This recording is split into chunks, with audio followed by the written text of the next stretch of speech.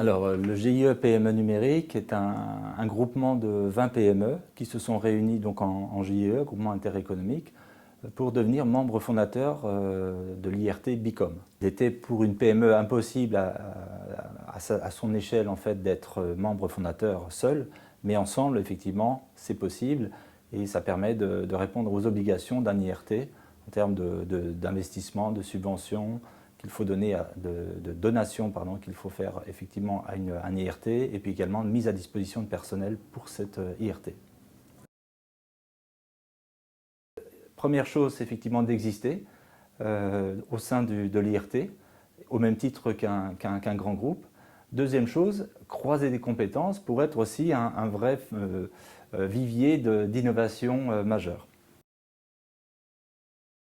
En tant que membre fondateur, eh bien, nous avons un siège au conseil d'administration, donc on participe à la gouvernance de BICOM, c'est déjà très important. Donc on peut avoir à l'échelle à moyen terme sur 8 ans à minima, puisque c'est la durée de vie de la première tranche de BICOM, nous pouvons effectivement participer, contribuer au débat stratégique de BICOM, donc sa gouvernance, c'est la première chose. Ensuite, je dirais participer à la construction, la définition des différents projets de recherche et aussi effectivement pouvoir côtoyer des gens qu'on n'a pas l'habitude de côtoyer en tant que PME, notamment au sein d'organismes de normalisation, participer aussi à un comité, enfin côtoyer des gens d'un comité scientifique de très haut niveau qui va nous permettre effectivement d'élargir notre cercle de connaissances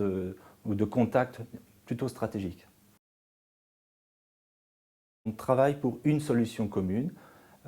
autour d'une idée, d'un projet et qui ensuite peut être exploité.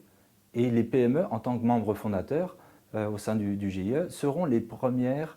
concernées par l'exploitation de ces innovations majeures. Donc c'est vraiment toute une chaîne assez intéressante, c'est d'utiliser des leviers de développement économique très importants en bénéficiant de tous les appareils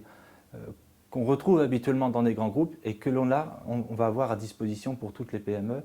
à commencer par un service de propriété intellectuelle, des personnes qui vont côtoyer les différents organismes de normalisation, de lobbying si on peut dire, puisqu'il faut se battre aussi à l'échelle internationale avec les plus grands. Donc pour faire,